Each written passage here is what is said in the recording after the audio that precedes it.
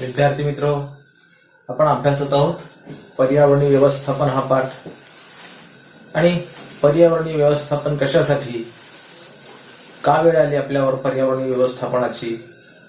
पूर्वी अगोदर असं कोणी पर्यावरणाचं व्यवस्थापन करण्यासाठी प्रयत्न केले होते का आपल्या पूर्वजांनी? तर या प्रश्नाचं उत्तर आहे नाही। त्यांना पर्यावरणीय व्यवस्थापनाची आवश्यकताच भासली नाही। का नाही भासली? कारण इथं पर्यावरणीय प्रश्न जे निर्माण झाले ते सगळे प्रश्न आपल्यामुळे निर्माण झाले, आणि म्हणून निर्माण झालेल्या प्रश्नांची सोडवणूक करण्याची जबाबदारी सुद्धा आपलीच, आणि यामधून पर्यावरणीय व्यवस्थापनाची आवश्यकता भासली।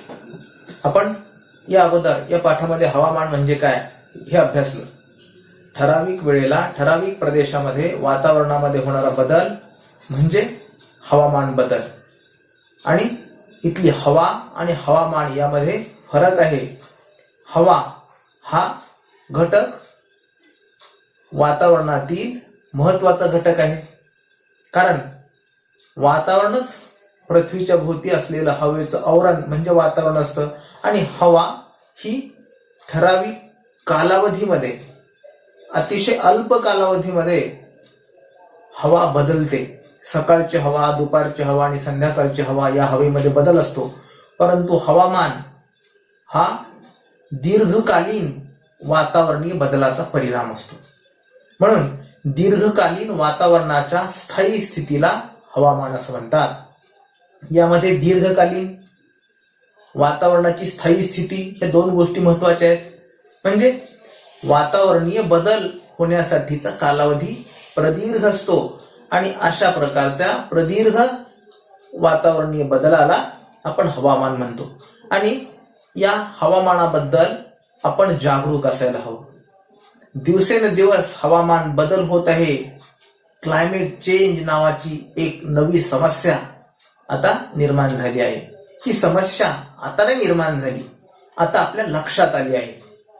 ही समस्या अगदी 25, 30, 50 वर्षापूर्वीच तिचा उदय झाला, आणि आज आपल्या ती प्रकर्षानं लक्षात येते।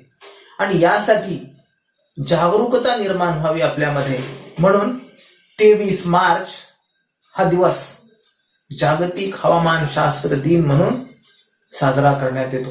आणि जगभरामध्ये हा 23 मार्च 1950 या दिवशी जागतिक हवामानशास्त्र संघटना स्थापन करण्यात आली, आणि जागतिक हवामान दिन साजरा करण्यासाठीची सुरुवात झाली। का? कारण इथले प्रश्न जे दिवसेंदिवस निर्माण झालेले प्रश्न वाढत आहेत। बघा, पूर्वी असं कधी होत होतं का?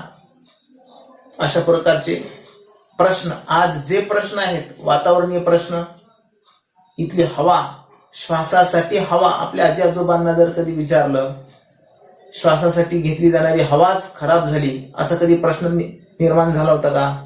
नाही। हवा दूषित झाली म्हणून शाळेला सुट्टी, असं कधी झालं होतं का? नाही, असं कधी झालं नव्हतं। परंतु दिवाळीच्या कालावधीमध्ये आपल्या भारताची राजधानी दिल्ली या ठिकाणी कितीतरी हवेची गुणवत्ता बिघडल्याच्या बातम्या आपण ऐकल्या असतील। बऱ्याचदा दिवाळीत तिथल्या शाळा बंद कराव्या लागतात। एकतर दिवाळी म्हणजे हिवाळ्याचा कालावधी असतो, वातावरणामध्ये दाट धुकं असतं, आणि फटाक्यांचा धूर याचा परिणाम म्हणून तिथल्या हवेची गुणवत्ता बिघडते। क्षणात होणारा बदल आहे। 4 दिवसामध्ये इतकी हवेचा दर्जा, इतकी हवेची गुणवत्ता बिघडते की तिथल्या वृद्धांना आणि तिथल्या लहान मुलांना श्वास घ्यायला त्रास होतो, कितीतरी गुदमरून मरतात सुद्धा। भारतातली गोष्ट आहे। असं कधी अगोदर होत होतं का? नाही। मोठ्या शहरांमध्ये सुद्धा आज जेवढी वाहनं रस्त्यावर आहेत तेवढी वाहनं पूर्वी होती का? नव्हती। आज जेवढे कारखाने वाढलेले तेवढे कारखाने अगोदर होते का? नव्हते। या सगळ्या प्रश्नांची उत्तरं आपण शोधण्याचा जर प्रयत्न केला तर येत्या काही दिवसामध्ये हे सगळं वाढत चाललेलं आहे, आणि म्हणून आपल्या सभोवतालच्या हवामानामध्ये बदल होतोय। आता हवामान आणि हवेचे घटक यांचा देखील परस्पर संबंध आहे। हवा म्हणजे पृथ्वीच्या भोवती असलेलं हवेचं आवरण, आणि या हवेमध्ये सर्वाधिक नायट्रोजन 78%, 21% ऑक्सिजन, 99% झाले, आणि उर्वरित इतर वायू, त्यामध्ये कार्बन डायऑक्साईड, हायड्रोजन, पाण्याची वाफ, धूर, धुके, धुलीकण, परागकण आणि इतर वायूमध्ये helium, neon, krypton, xenon, Renan यासारखे सगळे वायू, या सगळ्यांची मिळून हवा बनते. गेल्या 100 वर्षामध्ये हवेमध्ये असणाऱ्या कार्बन डायऑक्साईड मध्ये झालेला बदल हा लक्षणीय बदल आहे. 100 वर्षापूर्वी हवेतील कार्बन डायऑक्साईडचं प्रमाण 0.029% होतं आणि आज मात्र ते 0.4 च्या पुढे जाते. कधी 4.2, 4.5 पर्यंत, 0.042 किंवा 4.5 पर्यंत हे प्रमाण पोहोचलेले. आणि ही दशांशाच्या स्वरूपात असलेली जरी वाढ असली तरी गेल्या 100 वर्षामध्ये इथल्या पृथ्वीचं तापमान 1.5 ते 2 डिग्री सेल्सिअसनं वाढलेले. आणि हे 100 वर्षात झालेला बदल आहे हा लक्षात येण्याजोगा बदल आहे. जरी आपल्याला संख्यात्मक वृद्धी 2 डिग्री सेल्सिअसची, 1.5 डिग्री सेल्सिअसची दिसत असली तरी हे लक्षात येण्याजोगा बदल आहे. आणि याचा परिणाम इथल्या पृथ्वीच्या पूर्णपणे वातावरणावर होतोय. आणि हे झालं 100 वर्षामधलं. परंतु गेल्या काही दिवसाचा जर विचार केला तर दरवर्षी तापमानामध्ये किती वाढ होते बघा. गेल्या वर्षीचा उन्हाळा या वर्षीच्या उन्हाळ्यापेक्षा बरा होता असं आपण म्हणतो. याची जाणीव आपल्याला झालेली आहे. आपण महाराष्ट्रात, मराठवाड्यात आणि विदर्भात राहणाऱ्या माणसांना तर या प्रश्नाची धग तीव्रतेने जाणवते. इथं दर 5 वर्षाला 1 डिग्री सेल्सिअस टेम्परेचरनं वाढ होते. आणि ही हवामान बदलाची नांदी आपल्याला विनाशाच्या गर्तेत घेऊन जाणारी आहे. आणि म्हणून हा नवा प्रश्न निर्माण झाला आहे. आणि आपलं हवामान खातं किंवा हवामानशास्त्र काय काम करतं? वर्तमानकालीन हवामान, या वर्तमानकालीन हवामानाच्या स्थितीचा अभ्यास करून गतकालीन किंवा भूतकाळामध्ये जे हवामान होतं त्या हवामानाचे संदर्भ लक्षात घेऊन भविष्य काळामध्ये हवामान कसं राहील याबद्दलचं भाकीत करण्याचं काम हवामान खातं करतं. इथलं हवामान शास्त्र नावाची शाखा करते. आणि त्यामुळं भविष्यात नेमक्या हवामानामध्ये काय बदल होणार आहेत ही गोष्ट जर आज आपल्या लक्षात आली तर त्यावर उपाययोजना करता येण्याची संधी आता आपल्याला उपलब्ध आहे. आणि म्हणून आता अगोदर पाऊस नाही आणि आता एवढा पाऊस पडला की वारंवार सगळीकडं ओला दुष्काळ जाहीर करा. पाऊस जास्त झाला, धरण क्षेत्रामध्ये पाण्याचं प्रमाण वाढलं, नदीकाठच्या लोकांना काय काय अडचणींना, समस्यांना सामोरं जावं लागतंय. या बातम्या आपण वारंवार ऐकतोय. आणि या बातम्या म्हणजे कशाचं निदर्शक आहे? इथल्या होत असलेल्या हवामान बदलाचा आहे. आणि मग हा हवामान बदल इतक्या कमी कालावधीत का होतोय? 100 वर्षापूर्वीचा कालावधी आणि आजचा कालखंड म्हणजे मानवाचा निसर्गामध्ये हस्तक्षेप वाढत गेलेला आहे. आणि हे हवामानशास्त्र म्हणजे काय असतं? इथल्या हवेतील विविध घटक, त्याचबरोबर इथले निसर्ग चक्र, पृथ्वीच्या भूगर्भाखाली होणाऱ्या नैसर्गिक हालचाली यांचा काहीतरी परस्पर संबंध असतो. त्यांचा विश्लेषणात्मक अभ्यास करून योग्य निष्कर्षापर्यंत पोहोचणारी एक विज्ञानाची शाखा म्हणजे असते मेटेओरॉलॉजी, म्हणजे असतं हवामानशास्त्र. आणि या हवामानशास्त्रानं इथली वादळं, मग धुळीची वादळ असतील, वाळूची वादळ असतील, समुद्रामधली वादळ असतील, भूकंप आहेत, सुनामी आहेत, उष्णतेची लाट आहे, थंडीची लाट आहे, इथलं पर्जन्य आहे, इथली अनावृष्टी आहे, या सगळ्यांबद्दल विश्लेषणात्मक अभ्यास करून निष्कर्षापर्यंत पोहोचणारी ही विज्ञानाची शाखा म्हणजे हवामानशास्त्र. याचा उपयोग वेगवेगळ्या क्षेत्रामध्ये होतो. शेतीला होतो, मच्छीमारांना समुद्रामध्ये मासेमारी करण्यासाठी त्यांना होतो, इथल्या विमान उड्डाण करण्यासाठी देखील याचा उपयोग होतो, सागरी जलवाहतुकीसाठी याचा उपयोग होतो, इथल्या पाटबंधारे विभागासाठी या हवामानाचा उपयोग होतो. या सगळ्या संस्था हवामान खात्याशी निगडीत आहेत. त्यांच्या सल्ल्यानुसार यांचं सगळ्यांचं कार्य चालतं. या सगळ्यावरून आपल्याला हवामानाचं महत्व लक्षात येतं. आपल्या भारत देशामध्ये मान्सून संबंधी हंगामामध्ये काय अंदाज असतील हे अंदाज वर्तवण्याची परंपरा 100 वर्षाची जुनी आहे. परंपरेनं इथलं मान्सून कसं असेल, मान्सून म्हणजे काय, आपण मान्सून प्रारूपाबद्दल अभ्यासत आहोत. मान्सून कशाला म्हणतात? पाऊस घेऊन येणारे वारे म्हणजे मान्सूनची वारे असतात. ही मान्सूनची वारे कशामुळे निर्माण होतात, इथं वारे का निर्माण होतात, पृथ्वीवरचं तापमान, उष्णता आणि वातावरणीय दाब यांचा एकत्रित परिणाम म्हणून वारे निर्माण होतात. तुम्ही भूगोलामध्ये खारे वारे, मतले वारे, व्यापारी वारे, वाऱ्यांची निर्मिती का होते याबद्दल अभ्यासला असेल. समुद्राच्या पाण्याचं तापमान, जमिनीचं तापमान आणि वारे निर्माण होणे, दाब कमी आणि अधिक होणे, कमी दाबाकडून जास्त दाबाकडे, किंवा वारे का निर्माण होतात या सगळ्यांबद्दल आपण अभ्यासलेला आहे. आणि हे मान्सूनची वारे तयार कसे होतात याबद्दलची काही प्रारूप तयार करण्यात आली. तर त्या प्रारूपांबद्दल आपण अभ्यासतोय. परंतु त्या अगोदर थोडासा आढावा जर घेतला तर भारताला असलेली हवामानाचा अंदाज व्यक्त करण्याची, मान्सूनच्या संदर्भात अंदाज व्यक्त करण्याची परंपरा ही 100 वर्ष जुनी आहे. 1877 मध्ये एक मोठा दुष्काळ पडला होता आणि त्या दुष्काळानंतर IMD चे संस्थापक H.F. ब्लेनफोर्ड नावाचे हे संस्थापक होते.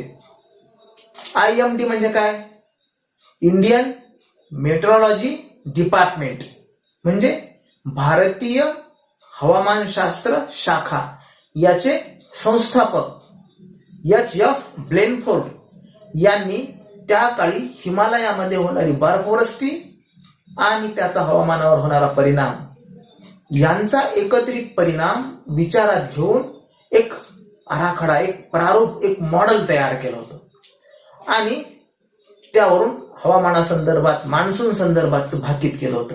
आणि ते भाकीत अचूक होतं. ज्यावेळेस त्याचा प्रत्यय आला त्यावेळेस त्यांनी त्या निरीक्षणांच्या आधारे ते वर्तवलेलं भाकीत बरोबर होतं. यावरून आपल्याला काय समजतं, हिमालय होणारी बर्फवृष्टी आणि आपल्याकडे येणारा मान्सून यांचा परस्पर संबंध असतो, हे आपल्याला यावरून लक्षात येतं. त्यानंतर 1930च्या दशकामध्ये IMD म्हणजेच इंडियन मेट्रोलॉजी डिपार्टमेंट चे तात्कालिक संचालक सर गिल्बर्ट वॉकर यांनी सुद्धा जगभरामधल्या हवामानाच्या परिस्थितीचा आढावा घेतला, निरीक्षण केलं आणि या निरीक्षणातून त्यांनी भारतामध्ये मान्सून कसा असेल याबद्दलचा एक प्रारूप, आराखडा तयार केला आणि जगभराचं निरीक्षण, जगभराच्या हवामानाचं विश्लेषण करून आपल्याकडं हवामान कसं असेल याबद्दलचं वर्तवलेला त्यांचा अंदाज सुद्धा अगदी योग्य किंवा बरोबरीच्या जवळपास नेणारा होता. या दोन घटनांवरून आपल्या काय लक्षात येतं, हिमालयात होणारी बर्फवृष्टी आणि जगभराचं हवामान याचा परिणाम आपल्या भारतीय हवामानावर होतो, ही बाब आपल्या लक्षात येते. त्यानंतर 1990च्या दशकामध्ये डॉक्टर वसंतराव गोवारीकर यांनी देखील एकंदरीत त्यांच्या पुढाकारानं जगभरामधील हवामानाचा वेध घेण्यात आला, आढावा घेण्यात आला, त्याचं विश्लेषण करण्यात आलं आणि त्यांनी सुद्धा एक आराखडा तयार केला आणि हा आराखडा अगोदरच्या पेक्षा थोडासा विस्तारानं अभ्यास करून तयार केलेला होता. या ठिकाणी हवामानामधल्या जवळपास 16 घटकांचा विचार करण्यात आला. त्यामध्ये इथलं तापमान, आर्द्रता, उष्ण किंवा दृश्यता, सूर्यप्रकाश, इथलं ढगाळ वातावरण, इथं असणारं प्रदूषण, या सगळ्या गोष्टींचा विचार करून आणि विशेष म्हणजे समुद्र या घटकाचा विचार करून केलेलं ते प्रारूप होतं. म्हणजे पृथ्वीवर समुद्रात असणारं पाणी आणि सागराचा आणि जलचक्राचा, मान्सून म्हणजे पाऊस आणि समुद्र हेच पावसाचं प्रमुख कारण आहे. समुद्राच्या पाण्याची बाष्प म्हणजे बाष्पीभवन होतं, त्याचं संघनन झाल्यानंतर जलधारा म्हणजे पावसाच्या रूपात पाणी जमिनीवर येतं आणि यावरून त्यांनी काढलेला निष्कर्ष हा साधारणपणे जवळपास 2002 पर्यंत हाच प्रारूप आराखडा आपण वापरत होतो आणि त्यानंतर मात्र या प्रारूपामध्ये आणखी सुधारणा करण्यात आल्या आणि 3 नवे प्रारूप मांडली. त्यामध्ये संख्यात्मक प्रारूप, ज्याला डायनामिक मॉडेल म्हणतात, नंबर 2चं समुचित प्रारूप, ते एकत्रित विचार करून केलेलं प्रारूप होतं समुचित प्रारूप म्हणजे, आणि तिसरं प्रारूप होतं. आता या डायनामिक मॉडेलमध्ये संगणकाद्वारे किंवा परमसंगणक, या परमसंगणकाच्या आधारे हवामानामध्ये होत असणाऱ्या बदलांची आकडेवारी विचारात घेऊन हे प्रारूप तयार करण्यात आलं. आणि समुचित प्रारूपामध्ये सगळ्या हवामानाचा विचार करून, सगळ्या घटकांचा विचार करून, आजूबाजूचा जगभरातला विचार करून एक एकत्रित आराखडा तयार करण्यात आला, समुचित आराखडा आणि समुचित प्रारूप तयार करण्यात आलं. आणि गणिती एक प्रारूप तयार करण्यात आलं. ह्या तिन्ही प्रारूपांबद्दल आपल्या पुस्तकामध्ये एक माहिती दिलेली आहे, ती माहिती वाचा. आता तुमच्या समोर हे संख्यात्मक प्रारूप आहे, म्हणजे गणिती मॉडेल. भारतीय हवामान खात्याची स्थापना 1875 मध्ये ब्रिटिशांनी सिमला या ठिकाणी केली होती आणि त्याचं मुख्यालय पुण्याला आहे, महाराष्ट्रामध्ये, हे आपल्याला माहिती आहे. आता या संख्यात्मक प्रारूपामध्ये हवामानातील चालू घडामोडी आणि त्यांच्यामध्ये सुरू असणाऱ्या भौतिक प्रक्रियांचा अंदाज घेऊन हे संख्यात्मक प्रारूप वर्तविण्यात आलं. हवामानाची चालू निरीक्षण याचा विचार करून परमसंगणकाच्या साहाय्यानं गणिती प्रक्रिया करून गणितीय प्रकारात मोडणारी प्रारूप दैनंदिन भौगोलिक घडामोडीवर आधारित महासंगणकीय तंत्रज्ञानानं मांडली जातात या संख्यात्मक प्रारूपामध्ये. त्यानंतर तुमच्या समोर दुसरं प्रारूप आहे, समुचित प्रारूप. म्हणजे समुचित म्हणजे एकत्रित परिणामाचं. अनेक प्रारूपांमध्ये वापरण्यात आलेल्या ज्या घटकांचा मान्सूनवर जास्त प्रभाव आहे अशा घटकांना गृहीत धरून एकत्रित अंदाज केला जातो. आणि सध्या IMD म्हणजे इंडियन मेट्रोलॉजी डिपार्टमेंट तर्फे दिला जाणारा अंदाज हा अशाच प्रकारे अनेक प्रारूपांचं एकत्रित फलित आहे. यालाच समुचित प्रारूप म्हणतात. आणि तिसरं प्रारूप म्हणजे सांख्यिकी प्रारूप. या सांख्यिकी प्रारूपामध्ये गतकाळामध्ये म्हणजे भूतकाळात विविध प्रदेशात समुद्राचं तापमान, वातावरणाचा दाब, त्या वर्षीचा मान्सून कसा होता, या सगळ्यांचा एकत्रित अभ्यास करून त्या तुलनेत सध्या त्या प्रदेशातील हवामानाच्या नोंदी कशा आहेत आणि त्याला अनुसरून सद्यस्थितीत मान्सून कसा असेल याचा अंदाज लावला जातो या सांख्यिकी प्रारूपामध्ये. म्हणजे अगोदरची परिस्थिती आणि सद्य परिस्थिती कशी असेल याबद्दलचा आढावा या सांख्यिकी प्रारूपामध्ये घेतला जातो. ही प्रारूप योग्य प्रकारे मान्सून बद्दलचं भाकीत करतात किंवा अंदाज लावता येतो यामुळे.